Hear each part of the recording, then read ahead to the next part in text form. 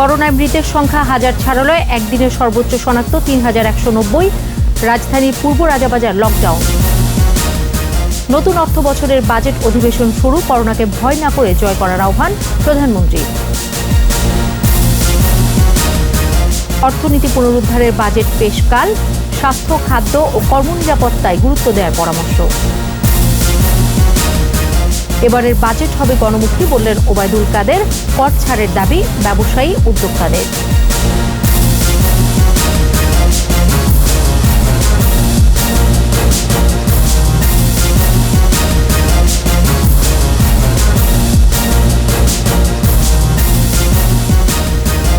শুনছিলেন first security ইসলামী bank limited সংবাদ শিরোনাম। আমন্ত্রণ জানাচ্ছি সন্ধ্যা ৭টার ২১ সংবাদে। সাথে আছি আমি সোনিয়া স্নিগ্ধা। দর্শক, ২১ টেলিভিশনের সংবাদ একই সাথে সরাসরি দেখতে পাবেন আমাদের ফেসবুক পেজ www.facebook.com/2124 অনলাইনে। করোনায় মৃতের সংখ্যা ১,০০০ ছাড়ালো। ২৪ ঘন্টায় সর্বোচ্চ ৩,১৯০ জন শনাক্তের দিনে মারা গেছেন ৩৭ জন। মৃতদের মধ্যে ঢাকা বিভাগেরই ২৫ জন। স্বাস্থ্য অধিদপ্তরের নিয়মিত বুলেটিনে জানানো হয়, নতুন করে সুস্থ হয়েছেন ৫৬৩ জন। জানাচ্ছেন আকবর হোসেন সুমন। ৮ই মার্চ করোনা শনাক্তের শুরুর দিন থেকে এ পর্যন্ত কোভিড-১৯ মৃতের সংখ্যা ১,০০০ ছাড়িয়ে গেল। নিয়মিত বুলেটিনে স্বাস্থ্য অধিদপ্তর জানায়, এ পর্যন্ত আক্রান্ত হয়েছেন প্রায় ১,১০০,০০০ মানুষ। ২৪ ঘন্টার তথ্য বলছে, মৃত ৩৭ জনের মধ্যে ৩৩ জনই পুরুষ। মৃত্যুর হার ১.৩৫%। এ পর্যন্ত সুস্থ হয়েছেন ১৫,৮৯৯ জন। শনাক্তের হিসেবে সুস্থতার হার ২১.২৪%। ৩,১৯০ জন শনাক্ত হয়েছেন, শনাক্তের হার ১৯.৯৮%। এ পর্যন্ত পরীক্ষা হয়েছে ৪,৪১,৫৬০টি নমুনা এবং এ পর্যন্ত শনাক্ত হয়েছে ৭৪,৮৬৫ জন। গত ২৪ ঘন্টায় মৃত্যুবরণ করেছেন ৩৭ জন। এ পর্যন্ত ১,০১২ জন। শনাক্ত বিবেচনায় মৃত্যুর হার ১.৩৫%। সংক্রমণ এড়াতে মাস্ক ব্যবহারের পরামর্শ স্বাস্থ্য অধিদপ্তরের। অবশ্যই বাইরে আসলে মাস্ক ব্যবহার করতে হবে এবং বারবার সাবান পানি দিয়ে হাত ধোয়া, সামাজিক দূরত্ব বজায় রাখা, এই সবগুলি হলো নিজেকে সুরক্ষিত রাখার জন্য প্রধান অবলম্বন। ব্যক্তিগত সুরক্ষা সামগ্রীর কোনো অভাব নেই বলেও জানানো হয় বুলেটিন থেকে। এ পর্যন্ত বিতরণ হয়েছে 22,72,900। Akbar Hossain Sumon, ২১ television, Dhaka. Corona virus প্রতিরোধে লকডাউন করা হয়েছে রাজধানীর পূর্ব রাজাবাজার এলাকা। গত মধ্যরাত থেকে ৮টি প্রবেশ পথে সবকটি বন্ধ করে দেওয়া হয়। জরুরি প্রয়োজনে কেউ বের হতে চাইলে পরিচয় ও কারণ নিশ্চিত করে এলাকার বাইরে যেতে দেওয়া হচ্ছে। এই বিধিনিষেধ থাকবে ১৪ দিন। জসিম জুয়েলের রিপোর্ট। রাজধানীর পূর্ব রাজাবাজার ব্যস্ততা নেই। এই এলাকাটি রেড জোন হিসেবে ঘোষিত হওয়ায় ১৪ দিনের লকডাউন আরোপিত হয়েছে। পূর্ব রাজাবাজারের সব প্রবেশপথ বন্ধ, নিয়ন্ত্রণ করছে পুলিশ। বেলা বাড়ার সাথে সাথে প্রবেশ পথগুলোতে কর্মস্থলে যাওয়ার জন্য উপস্থিতি বাড়তে থাকে। পুলিশ বাধা দিলে অনেকেই জড়িয়ে পড়েন বাক বিতণ্ডায়। আমি যে কন্টিনিউ থেরাপি দিচ্ছি, আমার দৈনিকের আছে, মানে রিসিভও আছে। উপযুক্ত কারণ দেখাতে না পারায় ঘরে ফিরে যেতে হয়েছে অনেককে। আমরা সবাই সহযোগিতা করতে চাই, এরকম একটা মুহূর্তে আমাদেরকে সহযোগিতা করতে হবে। নর্মালি আমরা যেভাবে চলাচল করি সেভাবে চলাচল করতে পারতেছি না। মানে এখানে অনেক দূর থেকে আমরা হেঁটে তারপরে এই গেট দিয়ে বের হতে হচ্ছে, অন্য গেটগুলো বন্ধ সব। জরুরি সেবায় যারা নিয়োজিত শুধুমাত্র তারাই আইডি কার্ড দেখিয়ে বের হতে পেরেছেন। সমস্যা হচ্ছে সেটা তো নিজেদের ভালোর জন্যই। একদিক থেকে তো মানে আমাদের সংক্রমণের দিক দিয়ে ভালো, কিন্তু আমাদের তো আবার সার্ভিসের দোকানে, মেডিসিনের দোকান যেতে হবে। এখান থেকে কোনোভাবে মুভ করা পসিবল হচ্ছে না। পুলিশ বলছে নির্দেশনা অনুযায়ী সীমিত চলাচল করতে দেওয়া হচ্ছে। এই গেট দিয়ে কেউ প্রবেশ করতে পারবেন না, কেউ বেরোতেও পারবেন না। অনেক লোক আসতেছে আপনার বেরোনোর জন্য, অনেকে আমাকে ফোন করতেছে সে বাইরে যাবে, আমরা তাদেরকে বুঝাইয়ে দিচ্ছি এবং আমরা এবারে মনে করছি, আমি এখন পর্যন্ত যে আমরা বুঝাইতে সক্ষম হয়েছি, তারা আবার ফিরে গেছে। করোনা আক্রান্তের হার বেশি থাকায় পূর্ব রাজাবাজারকে রেড জোন ঘোষণা করে কর্তৃপক্ষ। এরপরই পরীক্ষামূলক লকডাউন ঘোষণা করা হয়।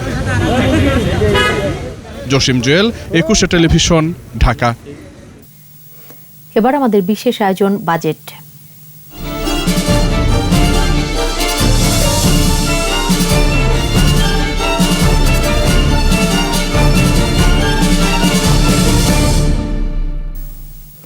করোনাকে ভয় নয় জয় করতে হবে বলে মন্তব্য করেছেন প্রধানমন্ত্রী শেখ হাসিনা।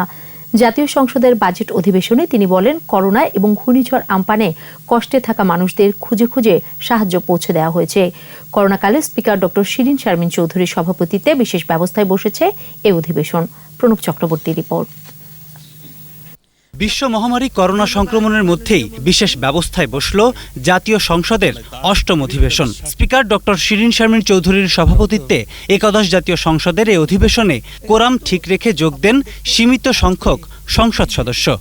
বর্তমানে সারা বিশ্বে করোনা ভাইরাস সংক্রমণজনিত পরিস্থিতিতে এবারের বাজেট অধিবেশনে সকল স্বাস্থ্যবিধি অনুসরণ পূর্বক মাস্ক, গ্লাভস ব্যবহার সহ সামাজিক দূরত্ব বজায় রেখে পরিচালনা করা হবে। অধিবেশন শুরুর দিন শোক প্রস্তাব উত্থাপন। সংসদ সদস্য এমপি হাবিবুর রহমান মোল্লা সহ অন্যান্য সংসদ সদস্য এবং ইমিরেটাস অধ্যাপক আনিসুজ্জামান ও জামিলুর রেজা চৌধুরীর মৃত্যুতে শোক প্রস্তাবের উপর আলোচনায় তাদের প্রতি শ্রদ্ধা জানান সংসদ সদস্যরা। আলোচনায় অংশ নিয়ে করোনা আক্রান্ত হয়ে মৃতদের আত্মার মাগফিরাত কামনা করেন প্রধানমন্ত্রী শেখ হাসিনা। প্রধানমন্ত্রী বলেন, করোনা সহ সকল দুর্যোগ মোকাবেলায় সরকার সচেষ্ট। প্রত্যেকটা জেলায় জেলা প্রশাসকের কাছে আলাদাভাবে ফান্ড দিয়ে রেখেছি, যে সেখানে একটা মানুষ যেন না খেয়ে কষ্ট না পায়। এতিমখানা থেকে শুরু করে মসজিদ থেকে শুরু করে বিভিন্ন জায়গায় বিভিন্ন শ্রেণীর মানুষ, এমনকি একজন যে রিক্সার পেছনে যারা আর্ট করে অথবা সাংস্কৃতিক কর্মী বা সাংবাদিক, প্রত্যেকের যেখানে যেখানে কিছু সরকারিভাবে, কিছু আমাদের ত্রাণ তহবিল থেকে, কিছু আমি বিভিন্নভাবে, যেহেতু ঈদ ছিল অনেকেই জায়গাতে টাকা দিচ্ছে, সেখান থেকে নানাভাবে যাদেরকে পেয়েছি সকলকে খুঁজে খুঁজে বের করে আমরা এই সাহায্যটা করে দিয়েছি। ভয় না পেয়ে করোনাকে জয় করার আহ্বান সংসদ নেতার। আজকে বাজেট দেওয়া এই দুরূহ সময় অনেক দেশ দিতে পারছে না, কিন্তু আমি বলছি না, আমরা একদিকে যেমন করোনা মোকাবেলা করব, আমফান ঘূর্ণিঝড় আমরা মোকাবেলা করেছি, আবার পাশাপাশি আমার দেশের মানুষের স্বাভাবিক জীবন যাপনটা যাতে চলে, তারা যেন কষ্ট না পায়, তাদের জন্য যা যা করণীয় সেটা আমি করে যাব। কাজে আমি তো এখানে বেঁচে থাকার জন্য আসিনি, আমি তো জীবনটা বাংলার মানুষের জন্য বিলিয়ে দিতেই এসেছি। কাজে এখানে ভয় পাওয়ার তো কিছু নেই, ভয়ের কি আছে। সীমিত সংখ্যক সদস্যের উপস্থিতিতে বিশেষ ব্যবস্থায় চলা এই অধিবেশনে প্রতিদিনই সকল সংসদ সদস্য আসবেন না। প্রস্তাবিত বাজেটের উপর যেদিন যার বক্তব্য থাকবে শুধু সেদিনই তিনি অধিবেশনে যোগ দেবেন। বৃহস্পতিবার বিকেল ৩টায় বাজেট উত্থাপন করবেন অর্থমন্ত্রী। যেমনটা আমরা গিয়েছিলাম। প্রণব চক্রবর্তী, ২১ টেলিভিশন, ঢাকা। বিশ্ব মহামারী করোনায় ক্ষতির মুখে অর্থনীতি, তাই এবারের বাজেটের লক্ষ্য অর্থনীতি পুনরুদ্ধার। দরিদ্র মানুষের আয় ও খাদ্য নিরাপত্তার পাশাপাশি ব্যক্তি ও প্রাতিষ্ঠানিক উদ্যোগকে সচল করতে থাকছে নানামুখী চেষ্টা। ব্যাপক ভর্তুকির চাপ ও ঋণ নির্ভরতা সত্ত্বেও উচ্চ প্রবৃদ্ধির প্রত্যাশায় কাল ২০২০-২১ অর্থ বছরের জন্য ৫,৬৮,০০০ কোটি টাকার বাজেট দিতে যাচ্ছেন অর্থমন্ত্রী আ.হ.ম মুস্তফা কামাল। আর মানুষের স্বাস্থ্য, খাদ্য ও কর্মনিরাপত্তায় গুরুত্ব দেওয়ার পরামর্শ অর্থনীতিবিদদের। বিস্তারিত জানাচ্ছেন তৌহিদুর রহমান। গতিশীল অর্থনীতির উপর ভর করে প্রতি জুনেই আসে নতুন বাজেট। এই ধারাবাহিকতা এক দশকেরও বেশি সময়ের। তবে করোনাকালে এবারের প্রেক্ষাপট অনেকটাই ভিন্ন। থমকে গেছে উৎপাদনের চাকা, আমদানি রপ্তানি সহ মানুষের আয় ব্যয়ের প্রাত্যহিক কর্মতৎপরতা প্রায় স্থবির। কবে নাগাদ স্বাভাবিক হবে কেউ জানে না। এ অবস্থায় নতুন অর্থবছরের জন্য আসছে প্রায় ৫,৬৮,০০০ কোটি টাকার জাতীয় বাজেট। চলতি অর্থবছরের চেয়ে যার আকার প্রায় ৮.56% বেশি। বিদেশি অনুদান সহ নতুন বাজেটে আয়ের লক্ষ্য ৩,৮২,০১৬ কোটি টাকা। চলতি অর্থবছরে ১ লাখ কোটি টাকারও বেশি রাজস্ব ঘাটতির আশঙ্কা। তারপরও নতুন বাজেটে এনবিআরকে আদায় করতে হবে ৩,৩০,০০০ কোটি টাকা। এদিকে অর্থনীতিবিদ ও ব্যবসায়ীরা বলছেন, অর্থনীতিতে গতি না ফিরলে রাজস্ব আহরণেই সবচেয়ে বড় চ্যালেঞ্জ হয়ে দাঁড়াবে। বিনিয়োগ বান্ধব কর্মসংস্থান সৃষ্টি এবং মানি সার্কুলেশনকে ইমপ্রুভ করে এই ধরনের বাজেট আমাদের প্রত্যাশা করছি। 3% গ্রোথ বলেন বা 8% গ্রোথ বলেন, এটা শুড নট ম্যাটার। আমাদের এই বাজেটকে দিয়ে আমাদের ইকোনমিকে স্টেবিলাইজ করতে লাগবে। স্টেবিলাইজের পরে সরকারের যে সিদ্ধান্ত অলরেডি নেওয়া হয়েছে এবং বাজেটে যেগুলো আনবে, এগুলো আমরা আশা করি যে আমরা যদি ঠিক করে বাস্তবায়ন করতে পারি, তাহলে আমাদের অর্থনীতি আগের মতন আমরা সামনের দিকে এগোতে থাকবো। ঘাটতি অর্থায়নের জন্য পর্যাপ্ত কৌশল নির্ধারণ, দেশের ভিতরে এবং দেশের বাইরে থেকে যে সমস্ত উৎস থেকে ঋণ প্রাপ্তির প্রয়োজন রয়েছে সেটার জন্য কার্যকরী উদ্যোগ নেওয়া। গত কয়েক বছর ধরে বাজেট ঘাটতির আকার জিডিপির প্রায় 5% মধ্যেই থাকে, তবে এবার ঘাটতি থাকছে প্রায় 6%। বিদেশি অনুদান বাদে যার পরিমাণ 1,89,997 কোটি টাকা। ঘাটতি পূরণে ঋণই হচ্ছে বড় উৎস। অভ্যন্তরীণ ব্যাংক ব্যবস্থা থেকে ঋণের লক্ষ্য 84,980 কোটি টাকা, আর বিদেশি উৎস থেকে আসবে 76,004 কোটি টাকা। নতুন বাজেটে ব্যাংক ঋণের লক্ষ্যমাত্রা বাড়লেও কমছে সঞ্চয়পত্র বিক্রিতে। করোনা মোকাবেলায় রাজস্ব ব্যয় বৃদ্ধির চাপ থাকলেও যথাসময়ে চলমান প্রকল্প শেষ করতে বার্ষিক উন্নয়ন কর্মসূচিতে বরাদ্দ 2,05,000 কোটি টাকা। পরিস্থিতি বিবেচনায় আগামী বাজেটে স্বাস্থ্য, খাদ্য ও কর্মনিরাপত্তায় বেশি কর্মসূচি থাকা জরুরি বলে মনে করছেন অর্থনীতিবিদরা। একমত পরিকল্পনা কমিশনও। মানবিক বিপর্যয় এবং অর্থনৈতিক বিপর্যয়ের এই প্রেক্ষাপটে আমাদের এই বর্ষের বাজেট হচ্ছে, এটি বাজেটের ভিন্ন রকম বৈশিষ্ট্য। জীবন রক্ষা, দ্বিতীয়ত কিভাবে ক্রমান্বয়ে আমরা অর্থনীতিকে সক্রিয় সচল করে তুলতে পারবো, এটি বাজেটে প্রতিফলিত হবে। নতুন বাজেটে প্রবৃদ্ধির লক্ষ্য 8.2% আর মূল্যস্ফীতি 5.4%-এর মধ্যে আটকে রাখার চেষ্টা থাকবে। এদিকে নতুন বাজেটের অনুন্নয়ন ব্যয়ের বেশিরভাগই খরচ হবে ভর্তুকি, প্রণোদনা, সহায়তা, বেতন ভাতা ও দেশি বিদেশি ঋণের সুদ পরিশোধে। ব্যাপক রাজস্ব ব্যয় চাহিদা থাকায় বাজেটে পরিচালন ব্যয় বেড়েছে, যার আকার 3,48,180 কোটি টাকা। নতুন বাজেট বাস্তবায়ন করা গেলে ক্ষতিগ্রস্ত অর্থনীতিতে নতুন প্রাণ পাবে বলে আশাবাদী সরকার। একদিকে করোনার ক্ষতি পুষিয়ে আনা, অন্যদিকে স্বাধীনতার সুবর্ণ জয়ন্তী উদযাপন, পাশাপাশি নানা খাতের সংস্কার, এমন বিষয়গুলো বাজেটে প্রাধান্য পাবে বলে আশা করছেন বিশ্লেষকরা।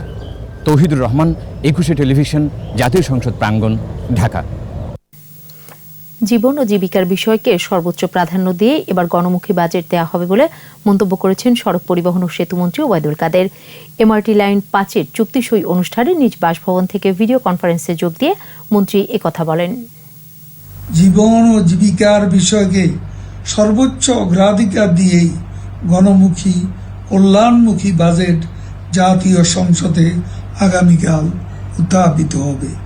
করোনা সংকটে মাননীয় প্রধানমন্ত্রী এ বিষয়ে বিশেষজ্ঞদের মতামত নিয়ে প্রয়োজনীয় সিদ্ধান্ত নিচ্ছেন। ঠিক তেমনি বাজেট প্রণয়নের আগে দীর্ঘ সময় নিয়ে অংশীজনদের মতামত পরামর্শ নিয়েছেন। বাজেট প্রণয়নে পরামর্শ নেওয়া হয় না বলে বিএনপি মহাসচিবের মন্তব্য সত্যের অপলাপ মাত্র। বাজেটকে কেন্দ্র করে প্রতি বছরই কর ছাড়ের দাবি থাকে ব্যবসায়ী উদ্যোক্তাদের। এর মধ্যে কর্পোরেট ট্যাক্স অন্যতম। গত বাজেটের আগে দাবি থাকলেও কমানো হয়নি কর্পোরেট ট্যাক্স। এবার করোনা মহামারীতে সার্বিক ব্যবসা কার্যক্রম ক্ষতিগ্রস্ত হয়, ট্যাক্স ছাড় দেওয়ার দাবি ব্যবসায়ীদের। তৌহিদুর রহমানের আরও একটি রিপোর্ট।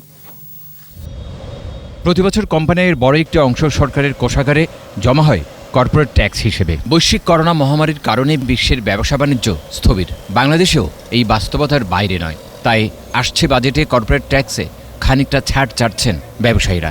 মোবাইল অপারেটররা বাংলাদেশে 45% হারে কর্পোরেট ট্যাক্স দেয়, যা ভারতে 22%, পাকিস্তান এবং নেপালে 30%, শ্রীলঙ্কায় 28% এবং আফগানিস্তানে 20%। আমরা কর্পোরেট ট্যাক্সকে দেশের অন্যান্য শিল্পের মতো যৌক্তিক হারে করার জন্য অনুরোধ করেছি। রিইনভেস্টমেন্ট করার জন্য আর ওয়ার্কিং ক্যাপিটালকে ক্যাশ ফ্লো ঠিক রাখার জন্য এইবার আমরা মনে করছি সরকার যদি সামনে যে বাজেট আসবে এখানে কর্পোরেট ট্যাক্স কমানোর ক্ষেত্রে ওনারা বিবেচনা করতে পারে। পুঁজিবাজারের বাইরে থাকা ব্যাংক, বিমা, মোবাইল অপারেটর সহ অন্যান্য কোম্পানির কর্পোরেট ট্যাক্সের হার তালিকাভুক্ত প্রতিষ্ঠানের চেয়ে বেশি। পুঁজিবাজারে তালিকাভুক্ত কোম্পানিগুলো কর্পোরেট ট্যাক্সে কিছুটা ছাড় পেয়ে থাকে। এবার তাদের দাবি একটু বেশি ছাড়ের। উদ্যোক্তারা বলছেন, চলমান সংকটে কোম্পানিগুলোর আর্থিক সক্ষমতা বাড়াতে আগামী বাজেটে কর ছাড়ের উদ্যোগ থাকা জরুরি। এনবিআর-এ ইতিমধ্যেই কিন্তু আমরা বাজেট নিয়ে অপারেটররা প্রস্তাব দেওয়া হয়েছে। আমরা আশা করছি বিষয়গুলি বিবেচনা করে কর্তৃপক্ষ এই ব্যাপারে সিদ্ধান্তটি সঠিকভাবে নেবেন। সরকার ঘোষিত আর্থিক প্রণোদনা প্যাকেজের পাশাপাশি আসন্ন বাজেটে কর কাঠামোতে ছাড় পেলে সংকট মোকাবেলা সহজ হবে বলে জানান উদ্যোক্তারা। তৌহিদুর রহমান, 21 টেলিভিশন, ঢাকা। দূষণ রোধ ও জলবায়ু পরিবর্তনের অভিঘাত মোকাবেলায় আগামী বাজেটে পরিবেশ খাতে বরাদ্দ বাড়ছে, বার্ষিক উন্নয়ন কর্মসূচি এডিপিতেও বরাদ্দ বাড়ছে। এই খাত সংশ্লিষ্ট প্রকল্পে এসব কথা জানিয়েছেন পরিকল্পনা মন্ত্রী এম এ মান্নান। দেশে নতুন করে আর কয়লা ভিত্তিক বিদ্যুৎ কেন্দ্র তৈরি হবে না বলেও জানান তিনি। মফিউর রহমানের রিপোর্ট। পরিবেশ দূষণ একটি বৈশ্বিক সমস্যা, বাংলাদেশও এর বাইরে নয়। জলবায়ু পরিবর্তনের বিরূপ প্রভাবে বাড়ছে প্রাকৃতিক দুর্যোগ। জলবায়ু পরিবর্তনের জন্য বাংলাদেশ দায়ী নয়, ভুক্তভোগী। দেশের উপকূলীয় অঞ্চল এর অভিঘাত মোকাবেলা করছে সবচেয়ে বেশি। জলবায়ু পরিবর্তনের অভিঘাত মোকাবেলায় সামাজিক বনায়ন, বাঁধ নির্মাণ ও পরিবেশ প্রতিবেশ সংরক্ষণে আসছে বাজেটে জোর দেওয়া হবে। এ লক্ষ্যে এডিপিতেও থাকছে বিশেষ বরাদ্দ, এ কথা জানিয়েছেন পরিকল্পনা মন্ত্রী। এবার এটা বাড়ানো হয়েছে ৬০০ কোটি টাকাতে, তার মানে ৩ গুণ ২.৫ গুণ প্রায়। কোভিড যেমন বিশ্বজনীন সমস্যা, জলবায়ুজনিত যে ক্ষতি আমাদের পরিবেশের উপর, এটা তো পরিষ্কার। বৈশ্বিক, আঞ্চলিক ও স্থানীয় পরিবেশ দূষণের বিষয়টি ভাবনায় রেখেই পরিবেশ সংরক্ষণে বাংলাদেশ নতুন উদ্যোগ নিতে যাচ্ছে বলেও জানান তিনি। কয়লা বিদ্যুৎ আমরা উৎপাদন করব না, আমরা কয়লা থেকে সরে যাব, প্রথমে গ্যাসে, তেলে, তারপরে পর্যায়ক্রমে কোথায় যাব, সৌরে। পরিবেশ সংরক্ষণে বাজেট বাড়াতে সরকার প্রয়োজনীয় পদক্ষেপ নেবে বলেও জানান পরিকল্পনা মন্ত্রী। মফিউর রহমান, ২১ টেলিভিশন, ঢাকা। ৩ পার্বত্য জেলা ছাড়া দেশের সব ইউনিয়ন ভূমি অফিসেই এখন ই-নামজারি সেবা চালু আছে। United Nations public service award প্রাপ্তি উপলক্ষে সংবাদ সম্মেলনে ভূমিমন্ত্রী জানান, এই অর্জন ডিজিটাল বাংলাদেশ করতে অনুপ্রেরণা যোগাবে। অনুষ্ঠানে তথ্য ও যোগাযোগ প্রতিমন্ত্রী জানান, শিগগিরই ইউনিয়ন পর্যায়ে ভূমি অফিসগুলোকে ব্রডব্যান্ড সেবার আওতায় আনা হবে। আদিত্য মামুনের report. United Nations public service award অর্জন উপলক্ষে অনলাইন সংবাদ সম্মেলনের শুরুতেই সবাইকে ধন্যবাদ জানান ভূমি সচিব। এই অর্জনে দায়িত্ব আরও বেড়ে গেল বলেও জানান তিনি। ধন্যবাদ জানাচ্ছি, কৃতজ্ঞতা জানাচ্ছি। অনলাইন এই সংবাদ সম্মেলনে উপস্থিত ছিলেন বেশ কয়েকটি মন্ত্রণালয়ের সচিব, কয়েকটি জেলার জেলা প্রশাসক, এসিল্যান্ড ও A2I এর কয়েকজন কর্মকর্তা। ভার্চুয়াল আমব্রেলা আনা খুবই সম্ভব। আলোচনায় অংশ নিয়ে ভূমিমন্ত্রী জানান, সরকার ডিজিটাল বাংলাদেশ গড়তে কাজ করছে, যার সুফলও মিলছে। এটা শুধু আসলে হয়তো ভূমি মন্ত্রণালয়ের নামে দিয়েছে, কিন্তু এটা আসলে ভূমি মন্ত্রণালয় বললে হবে না, এটা দেশ এবং জাতির কিন্তু প্রাপ্য। I think that this has taken us into a different height. ভূমি সংক্রান্ত মামলা জট কমাতে ই-সেবা আরও জোরদার করার পরামর্শ দেন তথ্য ও যোগাযোগ প্রযুক্তি প্রতিমন্ত্রী। বিভিন্ন ধরনের সংঘাত এবং বিভিন্ন ধরনের দ্বন্দ্ব এবং মামলা, সেটার কিন্তু নিষ্পত্তি করার একটা ব্যবস্থা আমরা করতে পারলাম। ডিজিটাল বাংলাদেশ গড়ার ক্ষেত্রে এই অর্জন প্রেরণা যোগাবে বলেও মন্তব্য করেন ভূমিমন্ত্রী। এই অ্যাওয়ার্ডের কারণে বাংলাদেশের ভাবমূর্তি অনেক বেশি উজ্জ্বল হয়ে গেছে বিশ্বের দরবারে। গত ৫ জুন বাংলাদেশের স্থায়ী প্রতিনিধি রাষ্ট্রদূত রাবার ফাতিমাকে চিঠি দিয়ে United Nations public service award পাওয়ার কথা জানান জাতিসংঘের under secretary general Liu Zhenmin. Aditya Mamun, ২১ television, Dhaka.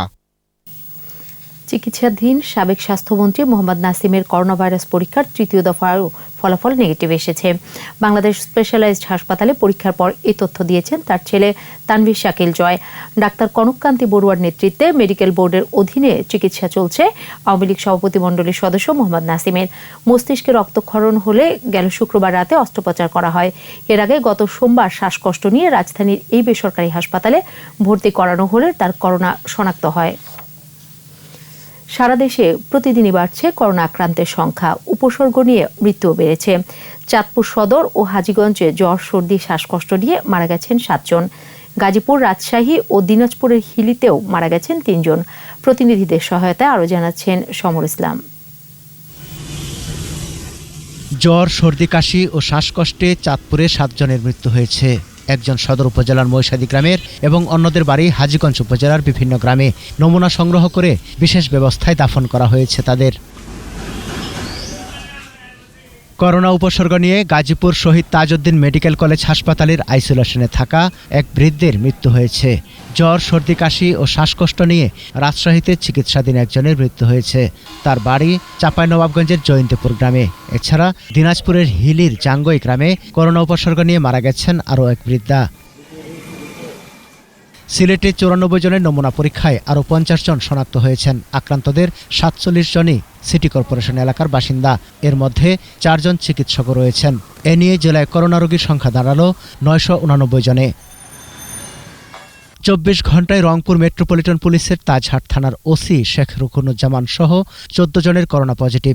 এ নিয়ে জেলায় আক্রান্তের সংখ্যা 516 জন। তাদের আইসোলেশনে রাখার পর বাড়ি ও তাজহাট থানা লকডাউন করার কথা জানান সিভিল সার্জন।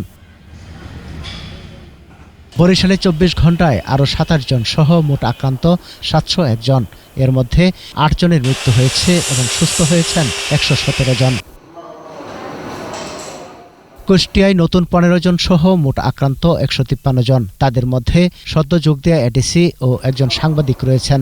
জেলায় সুস্থ হয়েছেন 31 জন। এছাড়া দিনাজপুরে নতুন 15 জন সহ 338, বগুড়ায় নতুন 77 জন সহ 995, ঠাকুরগাঁওয়ে নতুন 6 জন সহ 150, সিরাজগঞ্জে চিকিৎসক সহ নতুন 18 জন, ঝিনাইদহে নতুন 5 জন সহ 69, মাগুরায় নতুন 3 জন সহ 44 ও চুয়াডাঙ্গায় নতুন 4 জন সহ 131 জন করোনা আক্রান্ত হয়েছেন। 4 কর্মকর্তা করোনা আক্রান্ত হওয়ায় ইসলামী ব্যাংক নওগাঁ শাখা লকডাউন করা হয়েছে। এদিকে মহামারী করোনা প্রতিরোধে কর্মরত চিকিৎসক, স্বাস্থ্যকর্মী, জনপ্রশাসন, সেনাবাহিনী, পুলিশ ও গণমাধ্যম কর্মী সহ সম্মুখ যোদ্ধাদের সম্মান ও শ্রদ্ধা জ্ঞাপন কর্মসূচি পালন করেছে BNCC Bangladesh x cadet association Thakurgaon জেলা ইউনিট।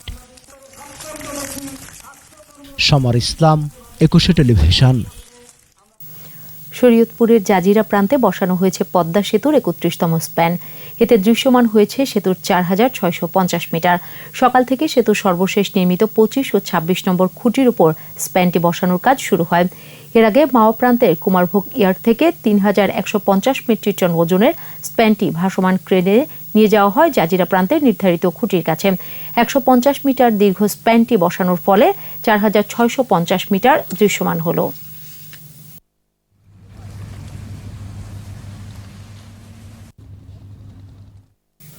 এবারে আমাদের সাপ্তাহিক আয়োজন সোশ্যাল ইসলামী ব্যাংক লিমিটেডের সৌজন্যে পর্যটন।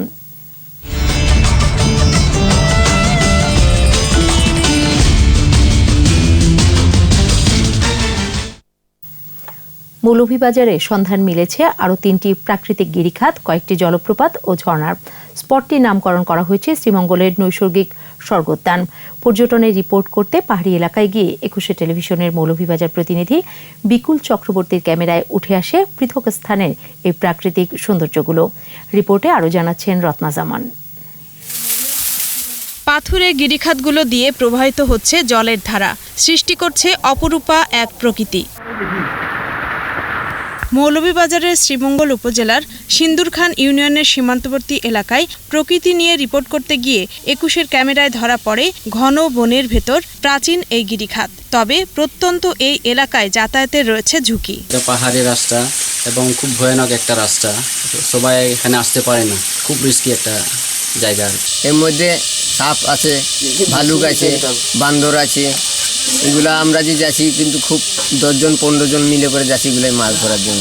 মৌলভীবাজার জেলা প্রশাসক এই গিরিখাতের নামকরণ করেন নিসর্গ গিরিখাত। তবে যোগাযোগ অবকাঠামো গড়ে তোলার আগে সেখানে না যাওয়ার অনুরোধ তার। উপজেলা প্রশাসন বলছে এই আবিষ্কারে শ্রীমঙ্গলে পর্যটনের নতুন দ্বার উন্মোচিত হলো। প্রশাসনের বিভিন্ন উন্নয়নমূলক কার্যক্রম নিব এবং তারপরে তার যাতায়াতের রাস্তা ঠিক করব। তারপরেই যদি জনসাধারণ যায় তাহলে তারা মনোমুগ্ধকর ভাবে এই গিরিখাতগুলি দেখার সুযোগ পাবে। 21 টিভির প্রতিবেদক বিকুল চক্রবর্তী, আমাদের ক্ষুদ্র নৃগোষ্ঠীর সমন্বয়ক তাজুল ইসলাম জাবেদ, এরা সকলে আমাকে এটি সম্পর্কে অবহিত করলো এবং আমরা এখানে আজকে আসলাম।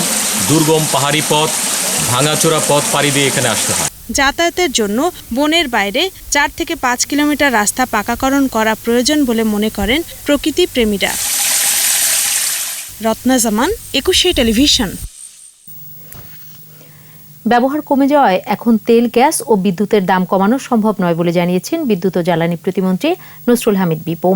আসছে বাজেট নিয়ে এক অনলাইন সংবাদ সম্মেলনে এমনটাই জানান তিনি। প্রতিমন্ত্রী বলেন, বিশ্বজুড়েই তেল, গ্যাসের দাম কমেছে, কিন্তু দেশে আগের মজুদ তেলই এখনো অব্যবহৃত রয়েছে। অন্যদিকে উৎপাদিত অনেক বিদ্যুৎও অব্যবহৃত রয়েছে, ফলে গ্রাহক পর্যায়ে মূল্য কমানো সম্ভব নয়। লোকসান মোকাবেলায় আসছে বাজেটে এ খাতে ৮,০০০ কোটি টাকা ভর্তুকি লাগবে। এই খাতের জন্য এবার মোট বরাদ্দ চাওয়া হয়েছে ২৭,৫৯৭ কোটি টাকা। বিদ্যুৎ বিভাগে এই বছর আমরা যে প্রস্তাব রেখেছি সেটা হলো ২৭,৫৯৭.৭৩ কোটি টাকা। এর মধ্যে অর্থ মন্ত্রণালয় কর্তৃক বরাদ্দ হলো ২৪,৮০৩.৯৩ কোটি টাকা। ঢাকা দক্ষিণ সিটি কর্পোরেশনের যেসব উন্নয়ন কাজে ধীরগতি রয়েছে সেগুলো দ্রুত শেষ করা হবে বলে জানিয়েছেন মেয়র ফজলে নূর তাপস।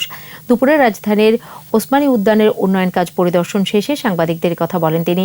এছাড়া ফজলে নূর তাপস বলেন, ওসমানী উদ্যানকে দৃষ্টিনন্দন উদ্যান হিসেবে আগামী বছর জনসাধারণের জন্য উন্মুক্ত করা হবে।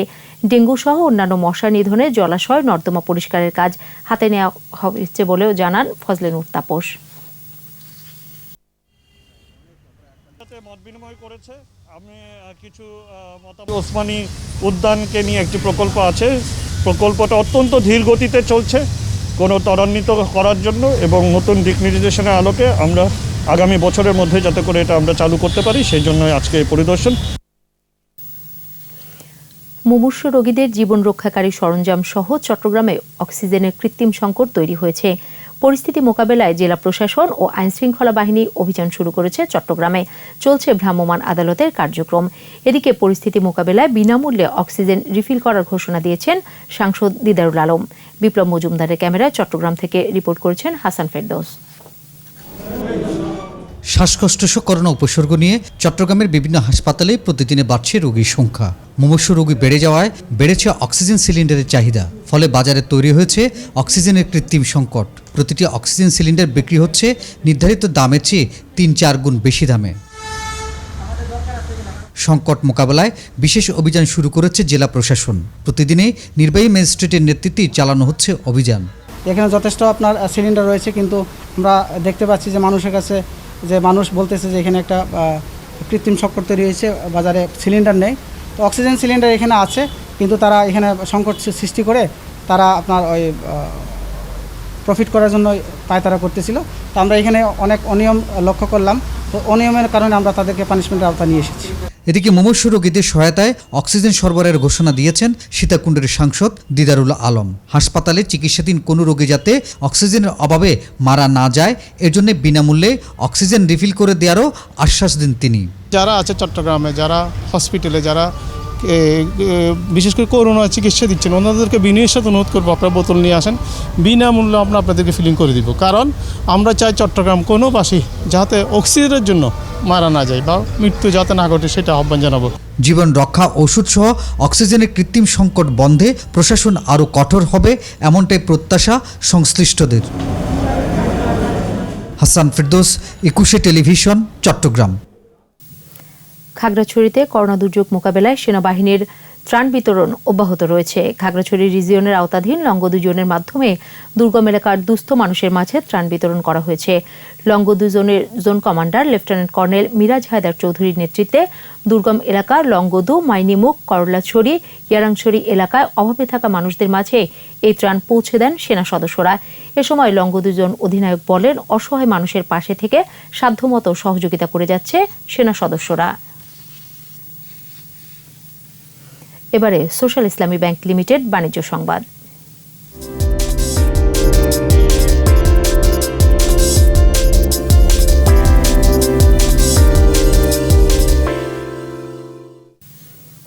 টেকসই এবং গ্রিন ব্যাংকিং কার্যক্রমের সর্বোত্তম অনুশীলনের জন্য শাহজালাল ইসলামী ব্যাংক লিমিটেড 2টি আন্তর্জাতিক পুরস্কার অর্জন করেছে। টেকসই এবং গ্রিন ব্যাংকিং কার্যক্রমের সর্বোত্তম অনুশীলনের জন্য গ্লোবাল গুড গভর্নেন্স আন্তর্জাতিক পুরস্কার পেয়েছে শাহজালাল ইসলামী ব্যাংক। শাহজালাল ইসলামী ব্যাংককে 2টি ক্যাটাগরিতে এই পুরস্কার প্রদান করা হয়। যুক্তরাজ্যের ইসলামিক ফাইন্যান্সিয়াল ইন্টেলিজেন্স সার্ভিস প্রতিষ্ঠান ক্যামব্রিজ ইফা এই উক্ত পুরস্কার দিয়েছে। 2020 সালের এপ্রিল মাসে ইন্দোনেশিয়ার বালি শহরে আনুষ্ঠানিকভাবে পুরস্কার বিতরণ অনুষ্ঠানের সময় ধার্য ছিল, কিন্তু বিশ্বব্যাপী করোনা ভাইরাস প্রাদুর্ভাবের কারণে 8 জুন অনলাইন পুরস্কার বিতরণী অনুষ্ঠানের আয়োজন করা হয়। করোনা ভাইরাসের সংক্রমণ ঠেকাতে স্কয়ার টয়লেটিস লিমিটেড সরবরাহ করেছে সেপনিল ডিসইনফেক্টেন্ট কিট। করোনা সংক্রমণের এই সময়ে সুপার শপগুলোর গ্রাহক সংখ্যা বেড়েছে। প্রতিদিন গ্রাহকরা একটি ট্রলি ব্যবহার করায় অসাবধানতার কারণে হিতে বিপরীত হয়ে আরও সংক্রমণ হতে পারে। এই বিবেচনায় বিশেষভাবে বানানো হয়েছে ডিসইনফেক্টেন্ট কিট। এই কিট চাপ দিয়ে এক পাশ থেকে ওপাশে নিলে জীবাণুমুক্ত হবে ট্রলি।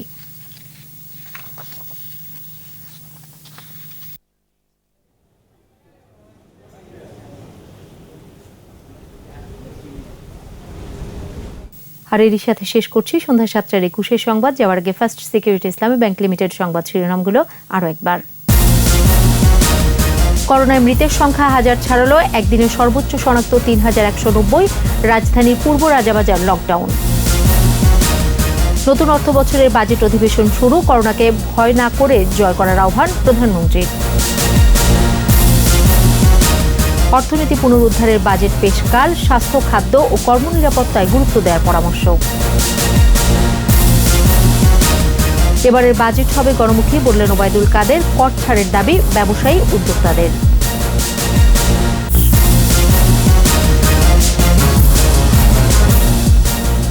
সর্বশেষ খবর জানতে ডায়াল করুন 2021 নম্বরে, আর ভিজিট করুন 21-tv.com ওয়েবসাইটে। এছাড়া ফেসবুকে লগ অন করতে পারেন facebook.com/2124 অনলাইনে। পরের সংবাদ রাত 9টায় দেখা আমন্ত্রণ রইল। স্বাস্থ্যবিধি মেনে চলুন, সুস্থ থাকুন।